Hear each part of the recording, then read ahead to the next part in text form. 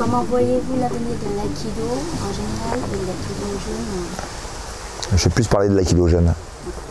Je n'ai pas de compétences pour développer l'aïkido en général, c'est une position personnelle en plus. Il y a notre référent Christian Tissier qui en parle beaucoup, bien mieux et avec justesse. Et apparemment c'est ce que vous allez faire d'ailleurs, donc très bien. Le l'aïkido vieillit, donc proposons d'autres univers, donnons une politique digne de ce nom, pour que enfin on arrête de perdre en tout cas des aikidokas au fur et à mesure du temps, quoi. Et je pense que c'est à travers un esprit comme Micheline l'a transmise, Christian Mouza l'a transmise, que avec d'autres bien sûr enseignants que je connais qui sont merveilleux, quoi, des gens très créatifs, brillants, il faut travailler sur ces supports de gens d'expérience. Je veux dire, chaque région, chaque pôle a un pôle énorme de créativité. Il faut les fédérer, il faut donner une banque de données, il faut préparer tout cela. Et ensuite, ensemble, on peut faire quelque chose. Je pense qu'il est important que la fédération arrête de penser toute seule, quoi. Maintenant, on sait bien que c'est plus un axe pyramidal, voilà. C'est un axe horizontal, avec des gens qui sont spécialisés et où on doit leur faire confiance, justement. Donc ça serait une belle politique prochaine à venir. Voilà. L'aïkido enfant? L'aïkido l'enfant et l'aïkido en général. Les deux. Pour l'instant, c'est pas très positif parce que on est en train de vieillir tous et ça se rajeunit pas beaucoup. Donc on pourrait penser que l'aïkido va disparaître si ça continue comme ça, si on est toujours dans cette tendance-là. C'est quand même qu'il y a une petite baisse des effectifs, que la population elle est nettement vieillissante, on va le dire, et qu'il y a relativement peu de jeunes qui débutent et qui continuent. Donc je pense que avoir proposé un enseignement de qualité pour les jeunes est essentiel. Donc il faut travailler sur l'aïkido enfant, lui donner sa place et proposer vraiment un enseignement de qualité. Voilà. Et les enfants qui pratiquent maintenant, c'est peut-être les pratiquants de demain. De toute façon, même si ce ne sont pas les pratiquants de demain, ça leur apportera quelque chose dans leur vie, même s'ils arrêtent d'ailleurs, je pense. C'est sombre, il est temps de faire quelque chose encore maintenant. C'est comme en termes écologiques, il faut qu'on fasse quelque chose pour notre planète. Mais il faut le faire, on le dit, il y a qu'à, il faut y aller, mais on ne fait rien. Il faut le faire. Et pour les enfants, il faut faire quelque chose.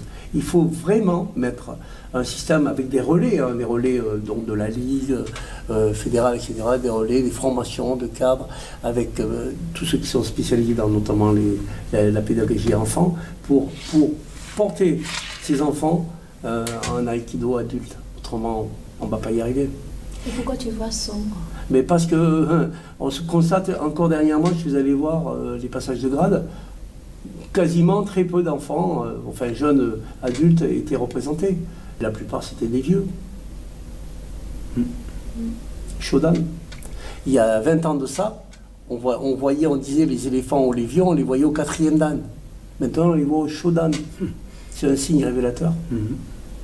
Donc, on va voir au Q des vieux. C'est pas qu'on n'a pas besoin de vieux, bien sûr qu'il faut une partie intégrante de la vie, on est d'accord?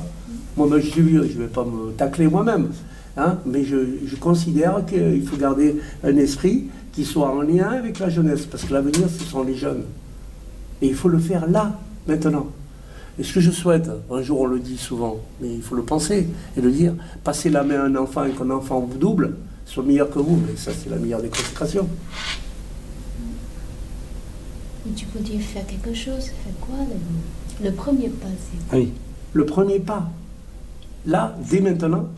Oui, c'est le plus difficile, c'est le premier pas. Oui, prendre ces outils, c'est-à-dire se réunir hein, au niveau de la Ligue ou autre club, faire connaissance entre nous, de faire des réunions, mais pas que, et se mettre in situ, en situation, hein, de façon à dire voilà, il y a ça, il faut articuler ça comme ça, développer là, former, et ensuite, en contrôle continu, je le fais chez moi, j'ai toujours des assistants, environ 4 assistants dans mes cours, Et voilà, ils apprennent sur le tas. Et après, ils vont l'étudier ou font les deux en même temps.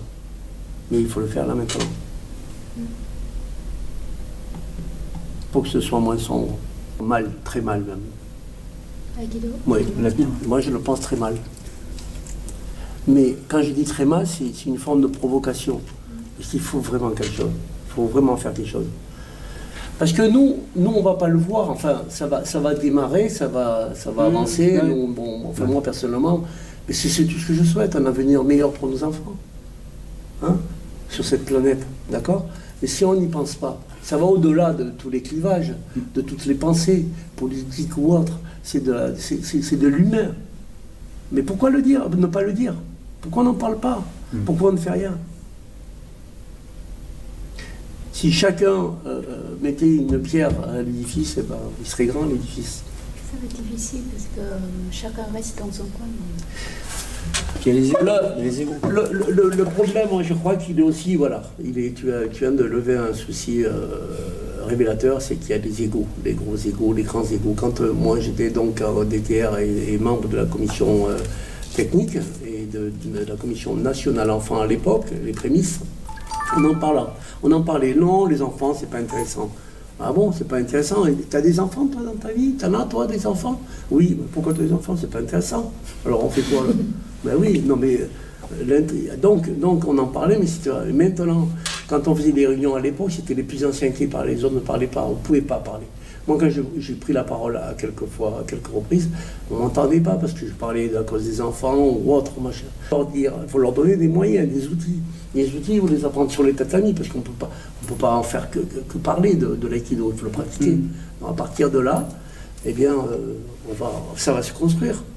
Mais ça, c'est comme un maçon, hein. Je veux dire, s'il veut faire un immeuble, il va faire une base solide, il va couler son plancher, ça va prendre du temps. Une fois que son plancher sera fait, il va mettre une brique, 2 briques, 10 briques, 100 briques, 1000 briques, ben, elles vont tenir parce que le socle sera fait. Ben, c'est à nous d'établir ce socle, là, au niveau des enfants.